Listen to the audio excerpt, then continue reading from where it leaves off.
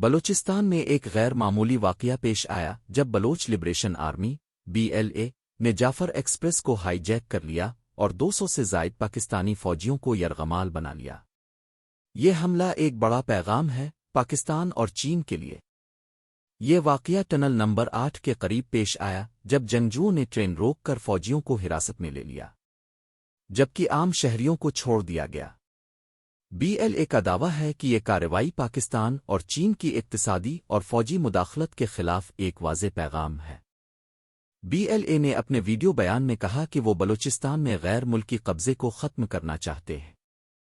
انہوں نے چین کے صدر شی جن پنگ کو بھی خبردار کیا کہ اگر چین نے اپنی منصوبہ بندی نہ روکی تو سنگین نتائج بھگتنے ہوں گے۔ دوسری طرف پاکستانی فوج نے اس واقعے پر کوئی واضح رد عمل نہیں دیا۔ میڈیا رپورٹس میں متضاد بیانات سامنے آ رہے ہیں۔ کچھ چینلز نے کہا کہ فوج نے کارروائی کی جبکہ BLA کے مطابق یرغمالیوں کو وہ خود کنٹرول میں رکھے ہوئے ہیں۔ BLA نے اپنی شرائط واضح کر دی ہیں، اگر ان کی بات نہ مانی گئی تو وہ ہر گھنٹے کے بعد یرغمال فوجیوں کو ہلاک کر دیں گے۔ کیا پاکستان اور چین اس بحران سے نکلنے کا کوئی حل نکال سکیں گے؟ یہ واقعہ پاکستان اور چین کے لیے ایک بڑا دھچکا ہے۔ کیا اس سے بلوچستان کے حالات مزید خراب ہوں گے یا کوئی حل نکلے گا؟